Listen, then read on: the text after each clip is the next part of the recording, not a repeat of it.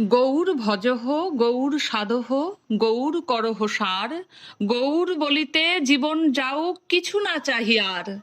কলিযুগ জীবের যখন চরম অভাব, সেই চরম অভাবের মাঝে অভাব মেটাতে মহাপ্রভু মহাদানী শ্রেষ্ঠ দাতা, দাতা শিরোমণি হয়ে অভাবের বস্তু দুহাত ভরে দান করতে এলেন। টাকা পয়সার অভাব? কখনোই না।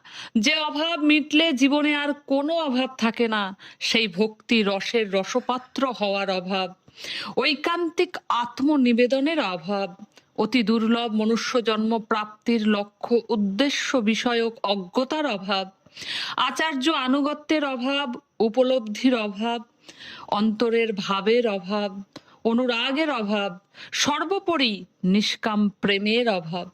মহাপ্রভু তার কৃপা দ্বারা জগৎ জীবকে ব্রজ প্রেম সম্পুটিত হরিনাম দানের মাধ্যমে, রাগ মার্গের ভজন দানের মাধ্যমে, যুগল প্রেম দানের মাধ্যমে জগৎ জীবের সর্ব অভাব মিটিয়ে তিনি যথাযথ শ্রেষ্ঠ দাতা হয়েছিলেন। মহাপ্রভুর জয় হোক।